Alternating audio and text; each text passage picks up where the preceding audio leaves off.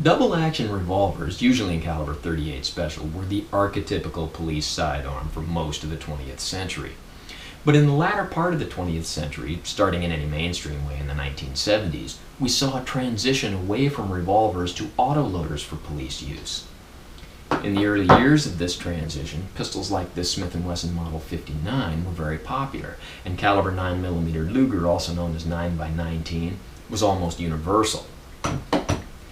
But as the transition toward autoloaders started, so did the tales of the 9mm's lack of effectiveness. This lack of effectiveness usually being cited as the result of excessive penetration due to insufficient hollow point expansion, or insufficient penetration due to excessive hollow point expansion. The epitome of this coming in the FBI's famous Miami-Dade shooting in 1986. Now at that time, most FBI agents carried revolvers. Only those with SWAT training were allowed to carry autoloaders. One such agent, armed with a 9mm autoloading pistol, shot one of the suspects, the bullet traveling through his arm, missing the humerus but severing the brachial artery, entering the thoracic cavity, perforating the lung, and stopping just short of the suspect's heart. A wound that would have proven fatal without timely medical intervention, but not an immediately incapacitating wound. And that suspect went on to fight for several more minutes, during which he inflicted several casualties. Well, as the result of the tales of the 9mm's ineffectiveness, and especially the results of that day, the FBI did several things. Two of those things were, first, citing a lack of firepower, they abandoned revolvers, and secondly, citing a lack of effectiveness, they abandoned the 9mm, opting instead to arm their agents with 10mm autoloaders. Well, the 10mm is powerful, but it comes with its own list of problems. First and foremost being what many people consider to be excessive recoil. Well, that excessive recoil led to some other things, and the FBI trying several things, and finally this culminating with the introduction of caliber .40 Smith & Wesson in 1990. The .40 Smith & Wesson is more powerful than a 9mm, but not so much that its recoil is considered prohibitive. And although .40 Smith & Wesson ammunition is bigger than 9mm, it does not require a gun with a bigger grip to handle a double-stacked magazine. The larger ammunition does cost you some magazine capacity, but again, not so much that it was considered prohibitive. Well, then .40 Smith & Wesson caught on, became very popular, and so today, pistols like this Glock Model 22 in caliber .40 Smith & Wesson are the ubiquitous police sidearm for the 21st century in the same way that the .38 revolver was for the 20th. But we find ourselves again in a transitional period. Decades after abandoning the 9mm, the FBI is going back to issuing 9mm. Why? Well, accounts vary, but as nearly as I can figure out, the reasoning is that the 9, having less recoil than the .40, can be fired more accurately, especially under conditions where someone has to fire multiple shots quickly. And any lack of effectiveness is no longer an issue due to great strides in projectile technology. This is a conclusion that has caused a lot of controversy. And like it or not, the FBI does set a precedent for law enforcement firearms and law enforcement firearms training. And there are many police officers that are concerned that they are going to be asked to turn in their .40s and instead carry 9s, which many people consider to be a step backward, and many people are concerned that they will be undergunned.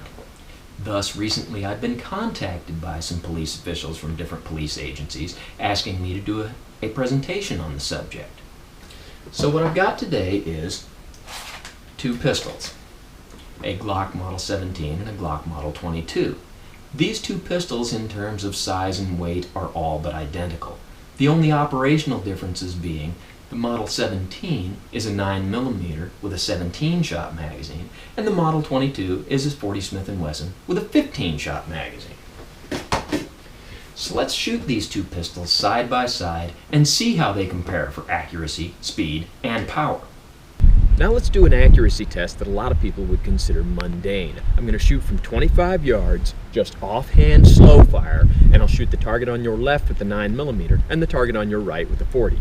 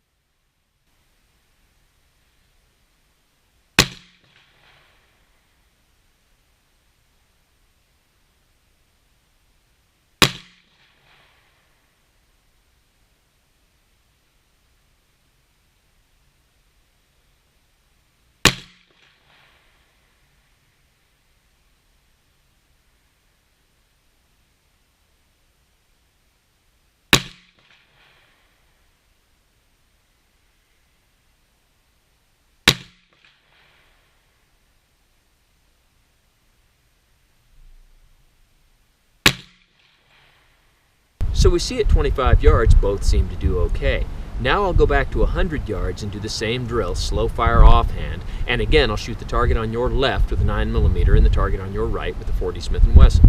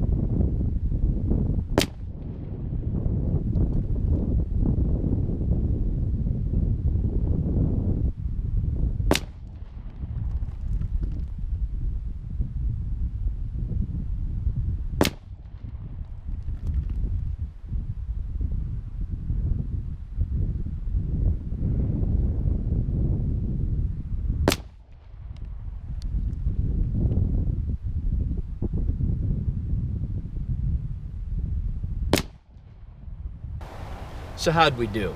Well, the first thing I want to point out is there are no low hits on either of these targets. Some people may expect a great deal of drop, and how much you get will depend on your ammo, but in this case, very little drop to be seen.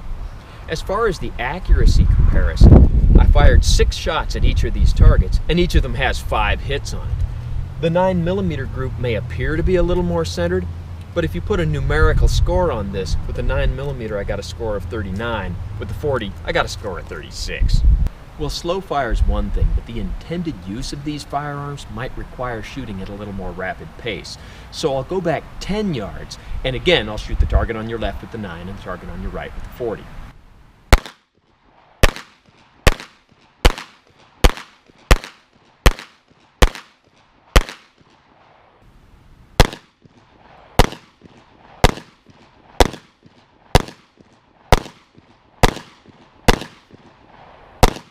So how'd we do? You see with the 9mm the group is a little high. That's just because that pistol pattern's a little high for me. But as far as the size of the group, there isn't a significant difference.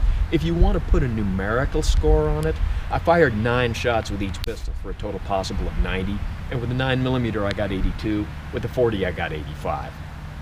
But the real question is, with the .40's greater recoil, did I shoot the 9-shot group slower? And if it was slower, was it enough to matter? You be the judge. Where recoil really becomes a factor is shooting at multiple targets. Now at 7 yards, I've got 3 of these miniature silhouettes set up, and I'll shoot 12 shots, 1, 2, 3, 3, 2, 1, 1, 2, 3, 3, 2, 1, out of our 9mm, and then we'll repeat that with the .40 and see how they compare.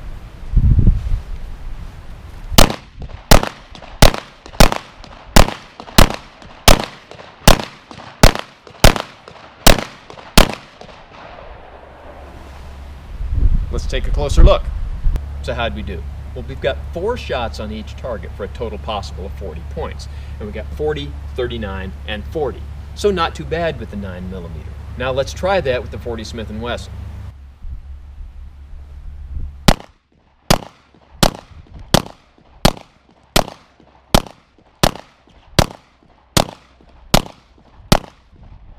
Now with the 9mm we had scores of 40, 39, and 40.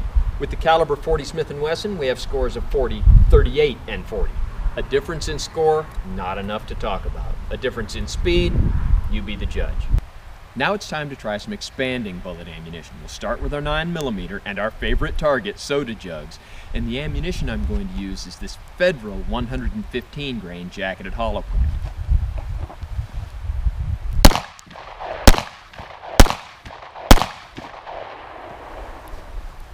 Not bad at all. Let's see how the .40 compares.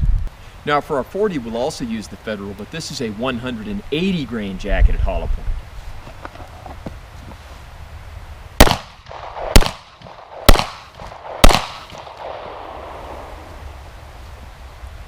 Which one was better? You be the judge.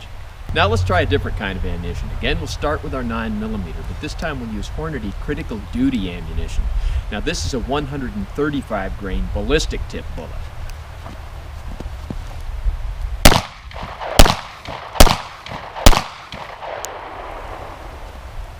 Now let's see how that compares to 40. And the critical duty ammunition for 40 Smith & Wesson is a 175 grain ballistic tip.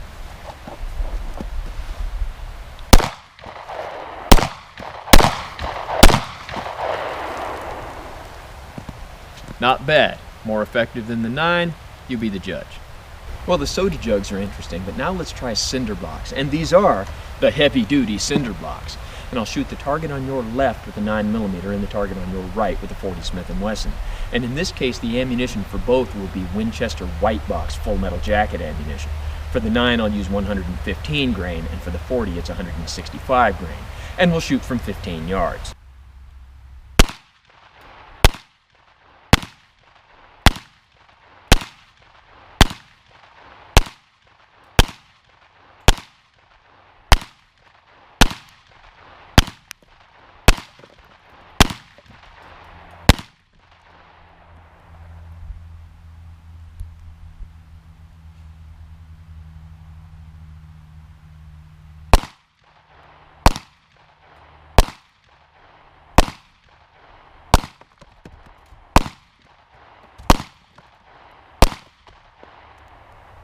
So we can shoot cinder blocks and soda jugs and everything else, and those things tell us what they tell us. But remember, the FBI's reason for abandoning the 9mm in the first place was the events in their 1986 Miami-Dade shootout. So let's see if we can simulate that.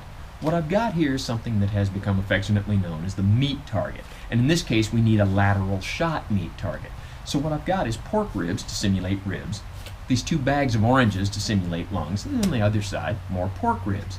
Now what you can't see is between these 2 bags of orange lungs, we've got sections of beef heart. And there's a couple of them in there, which together form about the same thickness as a human heart. And we'll just call the plastic bags pericardium. But our meat target isn't complete. He doesn't have skin. Let's see what we can do. We've got this leather jacket, which for today is not going to be a leather jacket, it's going to be skin. Now our meat target has skin, but he's still not complete. Remember, the shot in question passed through an arm. So what we've got to simulate an arm is this ham. Now this does not have a bone in it, but that's okay because the shot in question didn't go through a bone. Now this ham might look too big to simulate an arm. Let me show you something. This ham looks like it's too big around to simulate an arm, but that's just an optical illusion. I measured this. It is in fact smaller than my arm. So now our meat target has the ham arm. I rolled some duct tape around here to keep it from falling down the sleeve. But he's still not complete. He's naked. Let's put some clothes on him. So now he's got this nice long sleeve t-shirt, but it is a cold day. Let's put on one more layer. So now the meat target's wearing a flannel shirt over a t-shirt. Now you may have heard of the FBI's standard of the 4 layers of denim, and that might sound excessive. And it probably is. But remember, in this case, for the bullet to go through the arm into the thoracic cavity and hit the heart, it's going to have to go through flannel shirt, t-shirt, exit the arm going through flannel shirt, t-shirt, and enter the thoracic cavity by going through flannel shirt, t-shirt. So there are, in fact, 6 layers of clothing to go through before the bullet can get through the lung and hit the heart. So we'll start with our 9mm, and the ammunition we'll use is the Federal 115 grain jacketed hollow point, and we'll shoot from 7 yards. So with our Federal 115 grain jacketed hollow points, I fired 3 shots, recovered all 3 bullets, and the hollow point expansion was very good, and I'll show you a close-up of that in just a minute. But let's look at the results of our autopsy. Our ham arm is annihilated. But as far as the penetration goes, of the 3 shots, 1 is still stuck in our lung. Another one shot over the heart and went into the adjacent lung, but without significant damage. The 1 bullet that actually hit the heart, you can see is just stuck in our plastic pericardium. It didn't penetrate at all. So although it did hit the heart, it would not have done any more damage than the famous Miami-Dade bullet did. Now let's take a close-up look at the hollow point expansion. So with this Federal 115 grain jacketed hollow point 9mm ammunition, the expansion is very good. Its penetration, questionable. Now we've got our meat target put back together, and we'll shoot it with the 40, and we'll use the Federal 180 grain jacketed hollow point.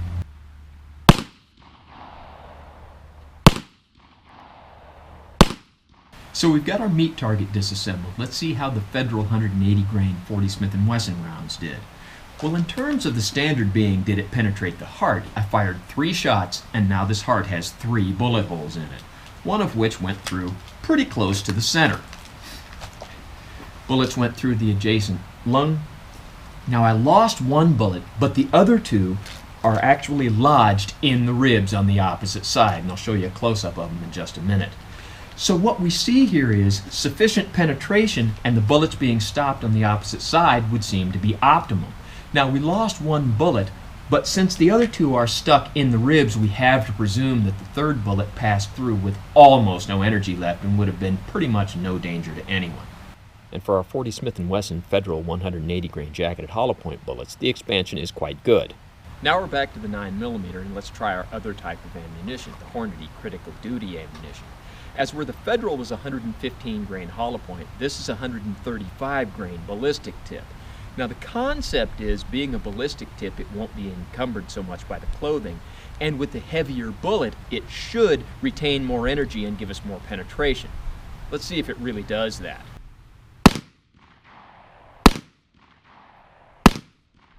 So with our 9mm critical duty ammunition, we see once again the arm is pulverized. Where the bullets hit the ribs, broke them. Of the 3 shots I fired, 2 actually hit the heart, one just nicking the edge and the other one getting 100% penetration through our heart. All 3 bullets were lodged in the lung tissue on the opposite side, one achieving complete penetration and being hung up in the edge, none actually hitting the ribs at all. So they didn't seem to penetrate 100%, but as far as the standard of going through the heart, absolutely. Now we'll try our 40 Smith & Wesson critical duty ammunition, which is 175 grain ballistic tip. So with our 40 caliber 175 grain ballistic tips, how did we do? Well, pulverized our arm, no surprise there. Penetrated the ribs, where it hit the ribs, broke them. Interesting thing, I fired 3 shots, 2 of which are stuck in the heart. They were between the 2 halves of heart.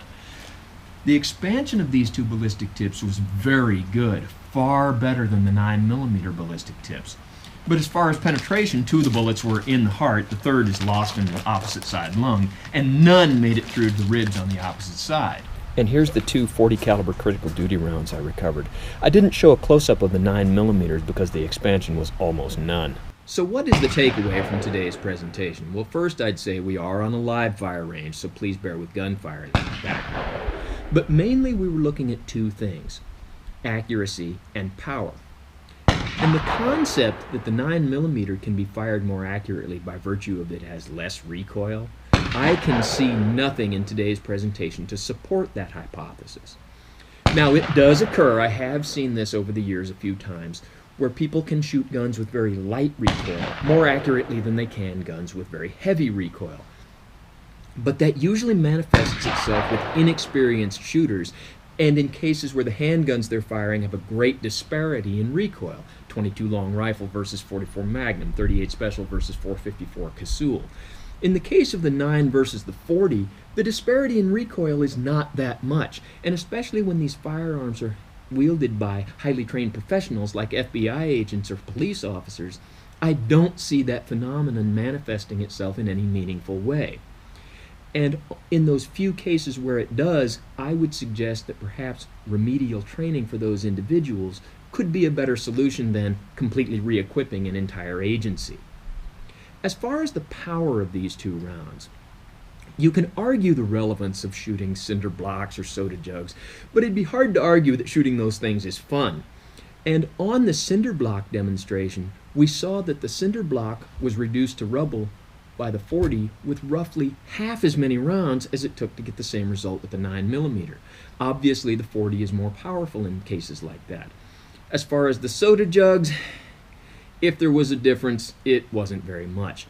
But the real meaningful demonstration was the meat target.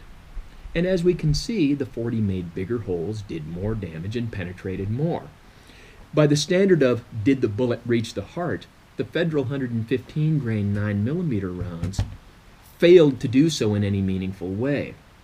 The critical duty rounds were absolutely more effective in terms of penetration, but their expansion and their damage to the tissue just wasn't all that impressive.